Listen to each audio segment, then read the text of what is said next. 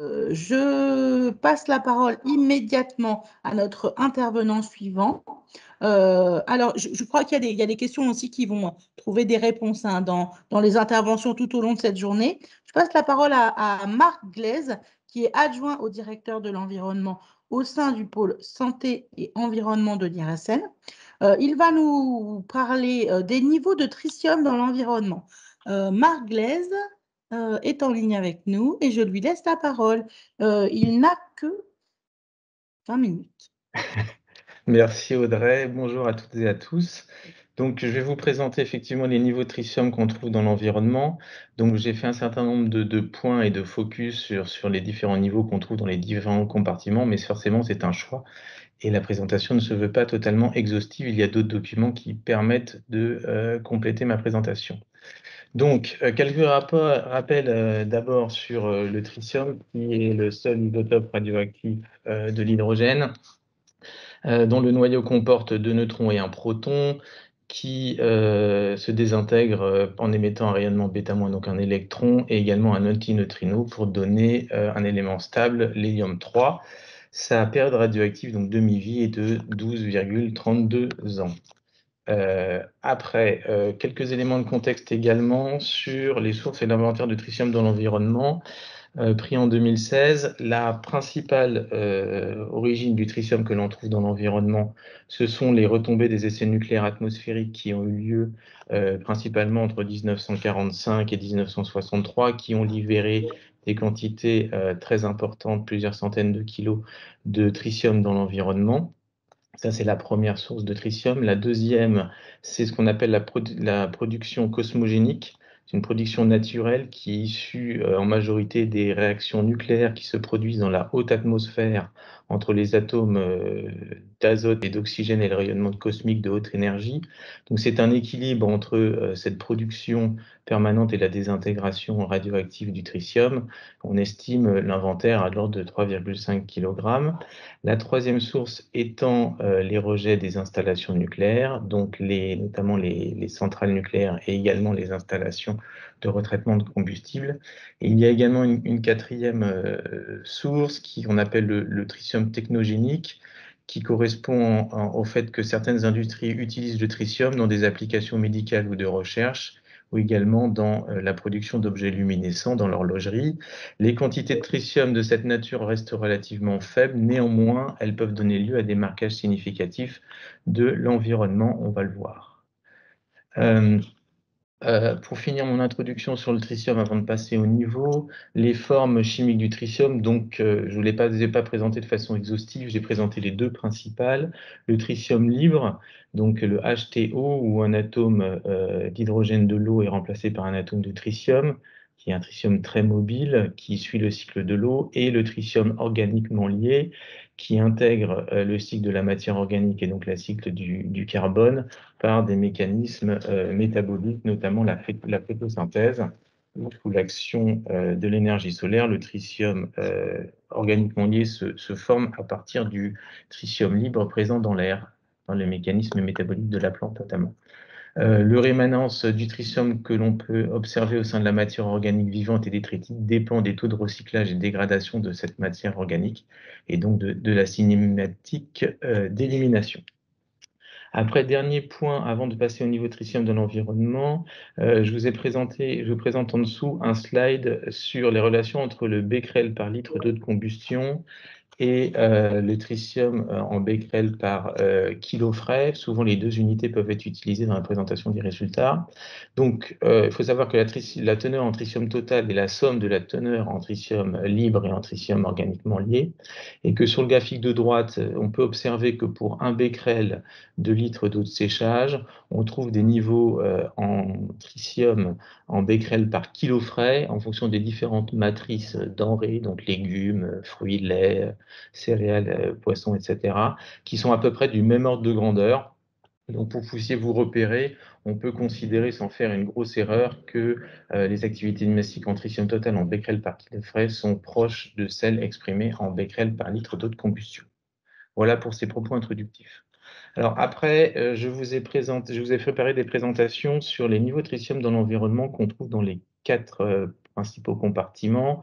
Donc le compartiment atmosphérique, après je vous présenterai le compartiment terrestre, après le compartiment aquatique continental, donc les fleuves, et également je finirai par le compartiment marin. À chaque fois, ma présentation met en perspective les niveaux de tritium à distance des installations nucléaires, ce qu'on peut considérer comme étant le bruit fond anthropique, et également des niveaux de tritium à proximité des installations nucléaires qui en rejettent le plus, donc qu'on peut considérer sous influence des rejets de ces installations. Donc, si on prend comme premier critère le tritium que l'on trouve dans l'eau de pluie, donc c'est le graphique de gauche. Le graphique de gauche qui montre en fait que le tritium dans l'eau de pluie depuis les années 50 a subi une augmentée très importante due au rejet aux essais nucléaires atmosphériques, avec un pic en 1963 au plus fort des retombées de ces essais, avec des niveaux qui avoisinaient les 600 becquerels par litre, pour décroître régulièrement depuis cette date et atteindre des niveaux qu'on peut considérer être le bruit de fond actuel, c'est-à-dire c'est les points rouges qui sont aux alentours de 1 becquerel par litre.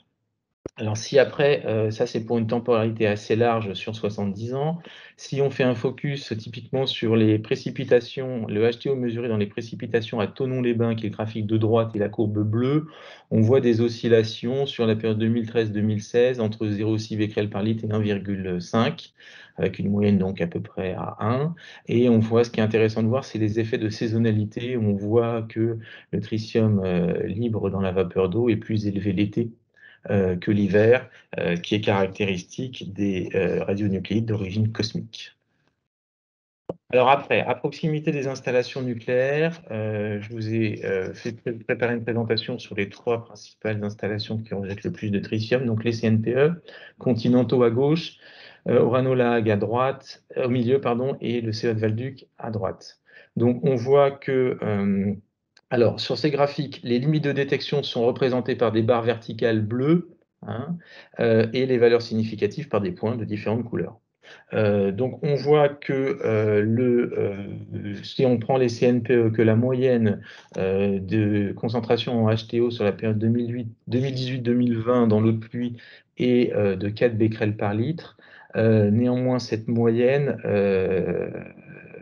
cache, si j'ose dire, des variations très significatives des concentrations que l'on peut trouver dans l'eau de pluie qui dépendent principalement du fonctionnement de l'installation, donc de ses rejets, et également des conditions météorologiques. On voit que l'écart type varie entre 1,8, je crois, et 26,4 pour l'activité maximale relevée sur cette période pour les CNPE.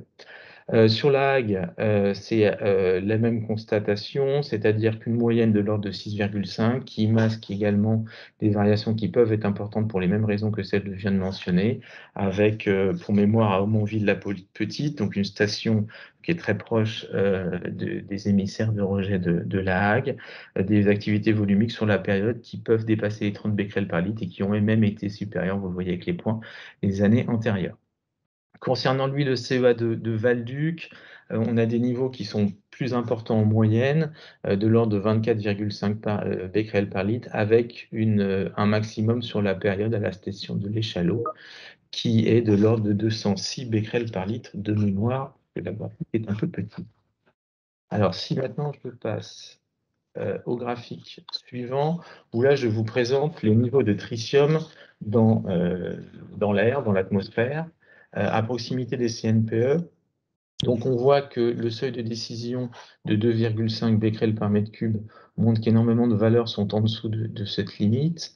Il y a 99% des mesures qui sont dans le RNM qui sont inférieures à cette limite. Donc pour arriver à caractériser plus finement les niveaux, il faut avoir recours à des méthodes un petit peu plus poussées. Ce que l'IRSN a fait dans différentes études, notamment la dernière à proximité de la CNPE de Saint-Alban, c'est le graphique de droite. Vous avez la centrale représentée par le carré, enfin le rectangle gris, et vous avez les niveaux de tritium dans l'air qui sont représentés par des points. Alors on voit bien donc que les valeurs qui sont en bleu sont au bruit de fond, les valeurs les plus élevées sont en orange, et puis celles intermédiaires sont en vert. On voit bien une influence, enfin, des rejets de l'installation suivant un axe nord-sud qui est cohérent avec les vents dominants sur 3-4 km. Hein. Et puis, par contre, sur l'axe est-ouest, on voit un marquage qui est moins important, plutôt de l'ordre du kilomètre, avec des niveaux qui varient entre 0,01 et 0,04 becquerel par mètre cube. Le même exercice à proximité de la Hague, où là, en l'occurrence, les rejets dominants sont plutôt sous la forme de HT et non pas de HTO, avec des niveaux des activités moyennes de 0,2 becquerel par mètre cube en HT et des niveaux moyens de 0,07 becquerel par mètre cube. À droite, le CEA de Valduc, où là, c'est la forme HTO qui est prédominante dans les rejets atmosphériques par rapport au HT, avec des niveaux d'activité moyenne sur la période de 0,7 becquerel par mètre cube, et bien évidemment cache, comme je vous disais, des variations un peu plus importantes, ces niveaux étant par ailleurs cohérents avec ce qu'on trouve dans les eaux de pluie.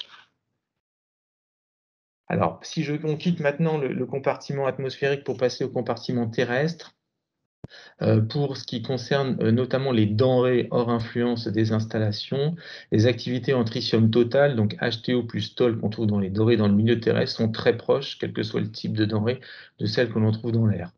Donc, vous avez à droite des boîtes à moustaches avec, en fonction des différents types de denrées, la gamme dans laquelle se trouvent les activités en tritium par becquerel les activités en tritium en becquerel par kilo frais dans ces différentes matrices. On voit que le bruit de fond est de l'ordre du becquerel par kilogramme frais, ce qui est cohérent avec les courbes en dessous et les points représentés en bleu. Alors, maintenant, à proximité des installations nucléaires, on vous a représenté un graphique qui présente les activités des végétaux, des denrées végétales, du lait et des viandes, donc représentées par différentes couleurs. Vous l'avez sur la légende, à proximité des CNPE. Et ce sont les activités en tritium organiquement liées en fonction de la distance par rapport à l'émissaire de rejet. Donc, en abscisse, vous avez la distance par rapport au point de rejet, donc en kilomètres, de 0 à 30. Et en ordonnée, vous avez les activités en tritium organiquement liées en becquerel par litre d'eau de combustion. Ce qui est intéressant de constater, c'est que dans la zone 0,2 km de la centrale, on voit effectivement des activités qui sont supérieures au bruit de fond, qui est de l'ordre d'un becquerel par litre. Avec une moyenne globale de 2,3, et que les activités en tritium organiquement liées dans ces matrices diminuent en fonction de la distance. On voit que à 5 km, on est plutôt à des niveaux de 2,1, à 10 km de 2, et au-delà de 10 km, on est quasiment au bruit de fond. Alors, le même exercice a été fait avec le CNPE de Valduc, et notamment, je vous invite à regarder la figure en bas à gauche, qui présente les activités de tritium organiquement liées dans les feuilles d'arbre en fonction de la distance au site, en becquerel par kilo sec. Alors bon, il faut un facteur de conversion d'environ 2,5 pour faire du becquerel par kilo frais. Néanmoins, ce qui est intéressant de voir, c'est qu'on voit que les activités à proximité du site, donc dans la zone 0,5 km, dépassent largement les 100 becquerels par kilo sec, qui montre une influence importante du site sur son environnement, et que cette influence, on la retrouve jusqu'à des distances plus grandes que pour les CNPE, jusqu'à plus de 30 km. C'est le point le plus à droite, avec des niveaux à 10 becquerels par kilo sec environ. Concernant le graphique à côté qui présente les niveaux de lait et d'herbe à proximité du site, on voit également des activités qui sont significatives et au-dessus du bruit de fond.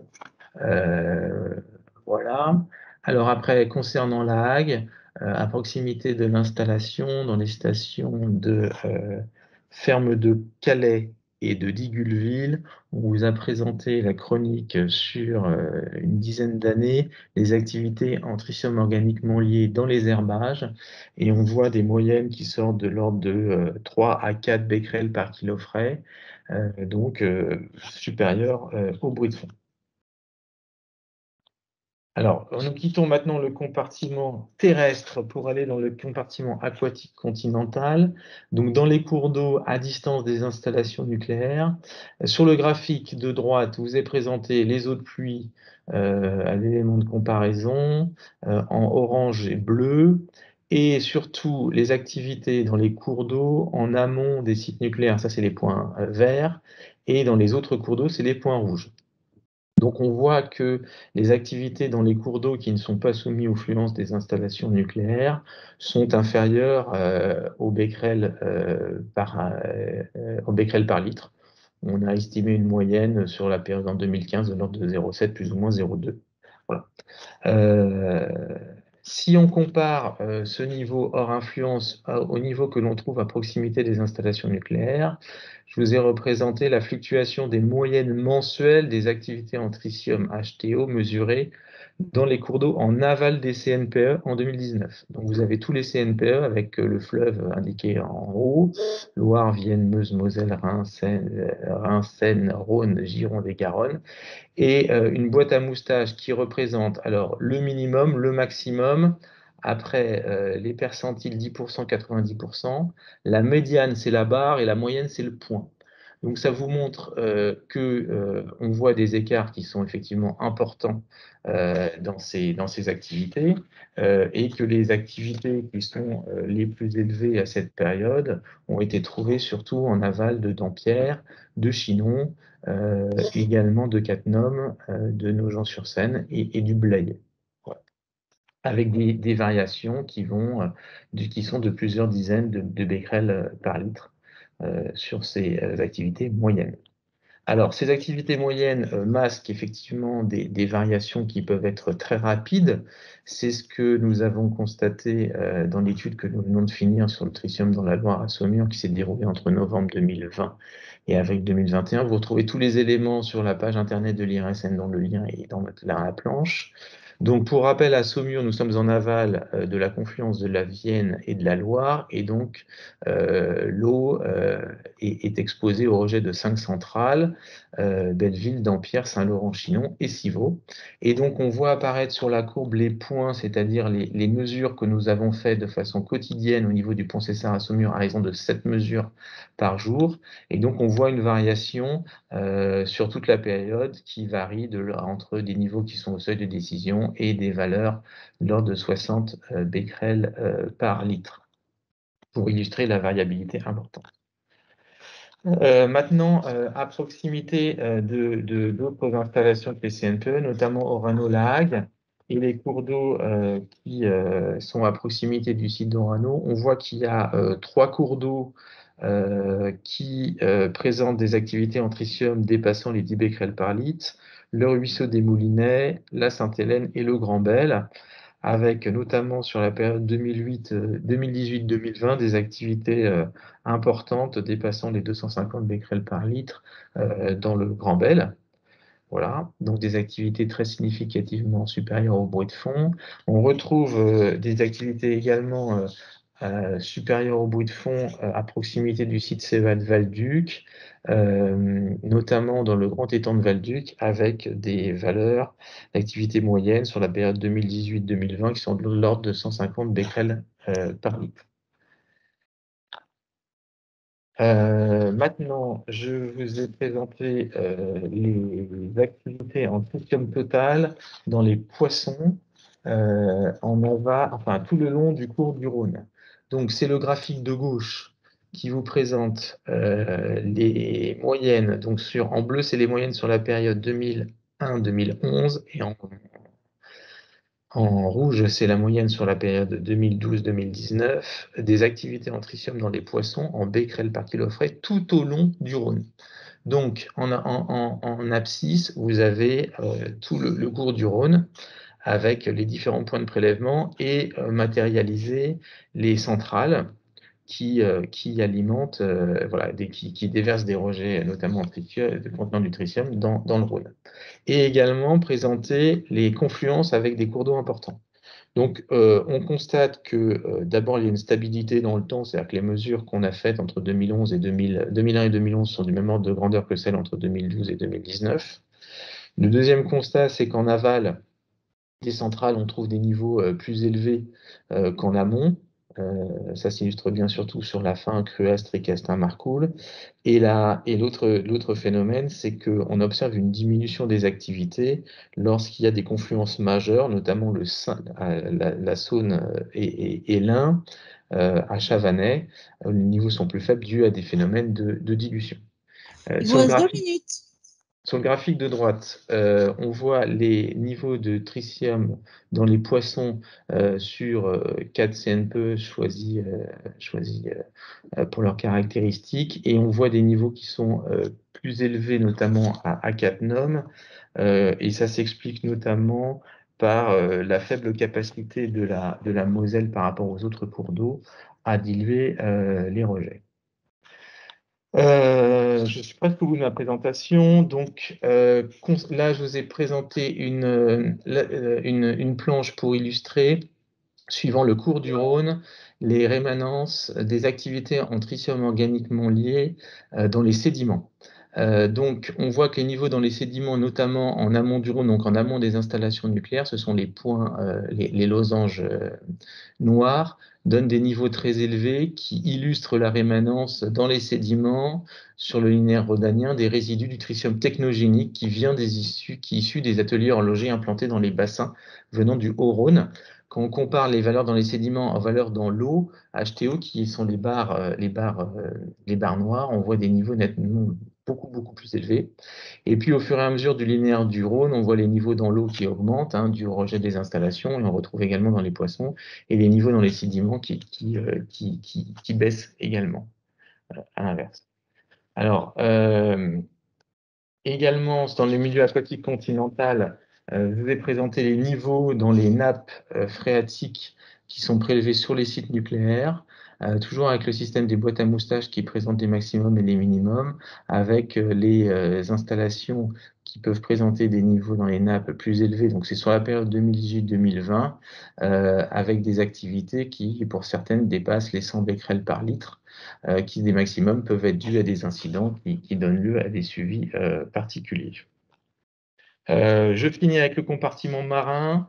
Le tritium dans le compartiment marin a des niveaux plus faibles que dans le compartiment continental, notamment dû à la capacité des océans et des mers à diluer le trismum atmosphérique et terrigénique.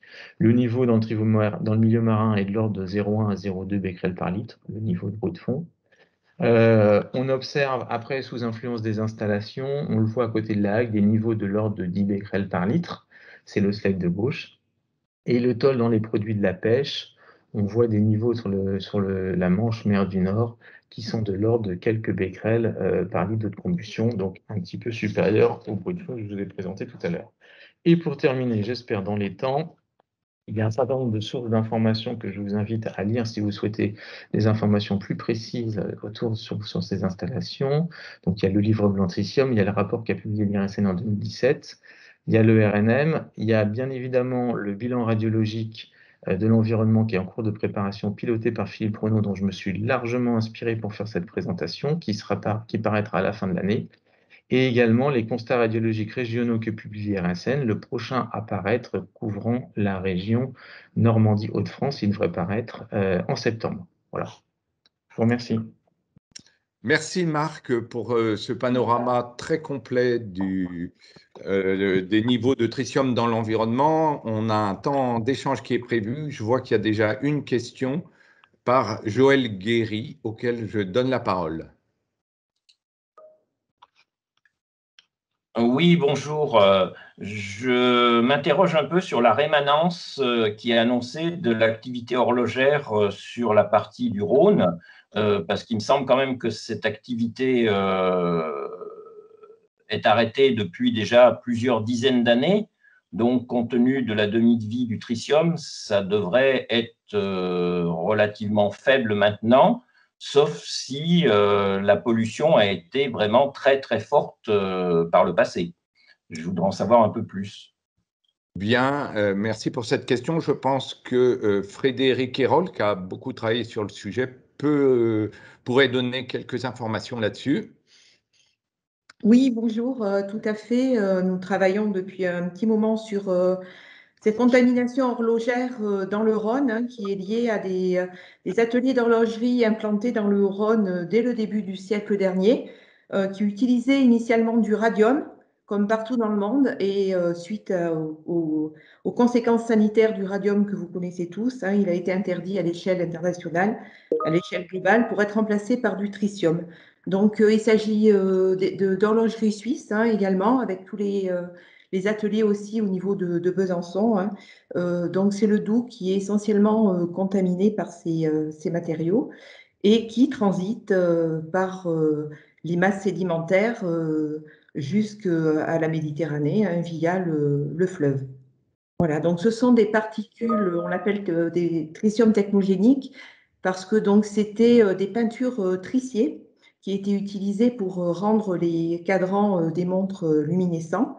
Donc ce sont des résidus de peinture a priori associés à du polystyrène, donc des microplastiques de taille micrométrique, qui sont associés à cette matrice sédimentaire et qui transitent le long du Rhône. Je ne sais pas si j'ai répondu entièrement à la question.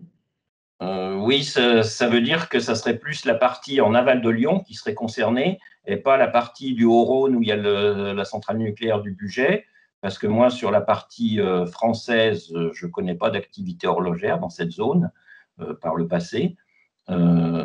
Et effectivement, les activités horlogères suisses, il y a le lac Léman de ce côté-là, donc je ne sais pas. Je m'interroge effectivement. Le lac Léman fait effectivement réservoir tampon, mais c'est surtout le Doubs, donc à l'aval du Doubs, hein, à l'aval de la confluence du Doubs sur le Rhône que l'on retrouve ces matériaux. Oui, mais le Doubs, il va dans la Saône et puis après. La Saône, c'est pas dans le Rhône, voilà. Donc tout ça transite doucement. C'est pour ça qu'on retrouve encore des niveaux conséquents encore aujourd'hui liés à la dynamique sédimentaire et à la rémanence et au transit des masses sédimentaires dans le fleuve. Donc effectivement, on a eu des contaminations, on a pu les retrouver dans des archives sédimentaires collectées sur le Haut-Rhône et sur le Bas-Rhône, hein, des travaux qui ont été réalisés dans le cadre de la thèse d'Amandine Morero, encadrée à l'IRSN, qui montrent des activités conséquentes dans les années 70 à 80, et puis des diminutions liées à la fermeture progressive des ateliers.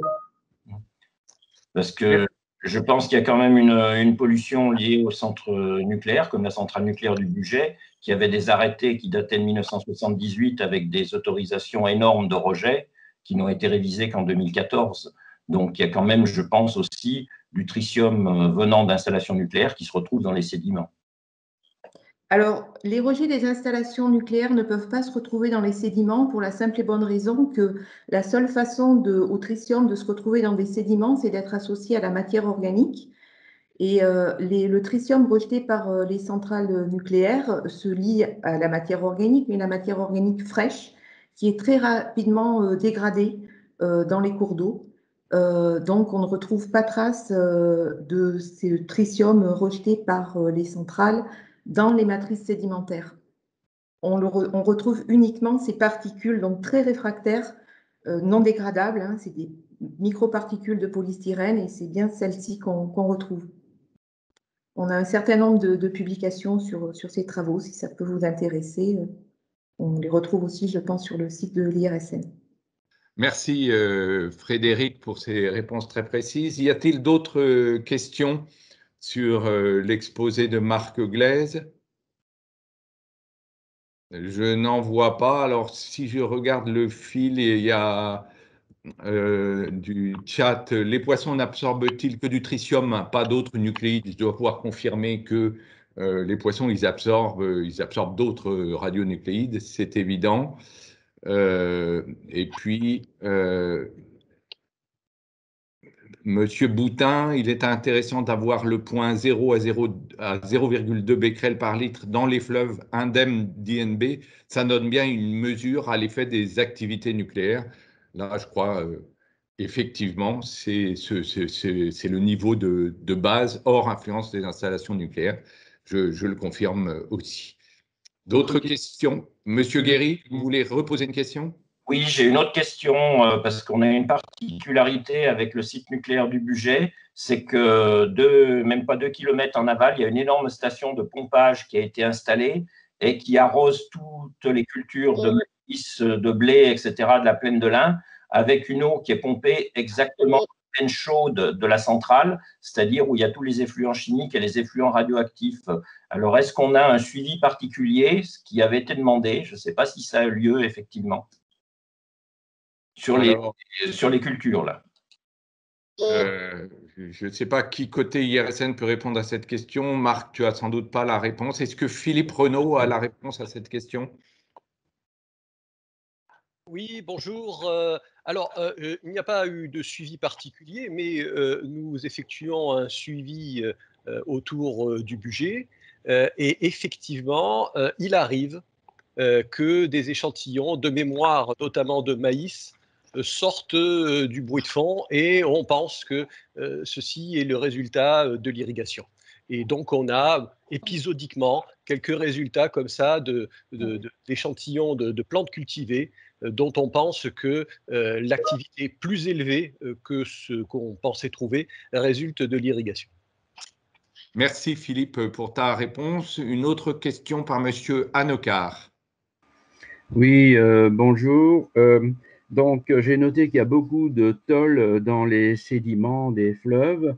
Est-ce qu'on a une idée de la nature chimique de ces tôles? Je pense que…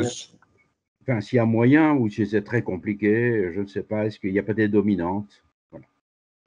Est-ce que Frédéric Hérol peut répondre à la question? Oui, c'est mon sujet de recherche favori, donc je vais répondre. La nature chimique du tôle dans les sédiments, nous y travaillons, mais nous savons ce que c'est. Encore une fois, dans le Rhône et exclusivement dans le Rhône, il s'agit de ces particules technogéniques, donc de polystyrène, a priori, tricier, mais pas que, parce qu'il y a eu aussi des incinérateurs qui ont pu générer on va dire, ces matériaux de peinture dégradés, incinérés. Et là, nous travaillons avec une équipe de Marseille, de l'Institut océanographique méditerranéen, qui caractérise les microplastiques. Et nous allons essayer de mesurer ce tritium sur ces microplastiques, si on arrive à le mesurer et à en récupérer suffisamment pour faire ces analyses. Donc ça, c'est une spécificité rhodanienne. Dans tous les autres fleuves de par le monde, encore une fois, le tritium organiquement lié dans les sédiments à la matière organique se retrouve dans la matière organique réfractaire, c'est-à-dire qui a subi tous les processus de dégradation. Et donc, en fait, ce qu'on retrouve, c'est les retombées des tirs, avec un épaulement, on va dire, dans les sédiments aux alentours des années 60 à 80, lié au temps de transit des masses sédimentaires depuis les bassins versants jusqu'au fleuve. Merci Frédéric. Oui, mais quelle est votre définition d'une matière organique réfractaire? Donnez-moi un exemple, s'il vous plaît. Alors, je suis docteur en chimie et j'aimerais bien entendre un peu mieux. Pas de souci. La matière organique réfractaire dans les sédiments, c'est celle qui a subi tous les processus de dégradation. Par exemple, on ne va pas retrouver les phytoplanctons, la chlorophylle, tout ce qui est frais, tout ce qui est fraîchement produit dans le cours d'eau et dégradé. On va retrouver donc la matière organique réfractaire, c'est les composés ligneux essentiellement, ce qui est difficilement dégradable, que ce soit dans le jardin, dans les bassins versants ou dans les cours d'eau. Les feuilles se décomposent et le bois met un petit peu plus de temps à se décomposer. Et en fait, dans les cours d'eau, on retrouve tout ça également. Merci beaucoup Frédéric. Très intéressant, merci. Le temps passe.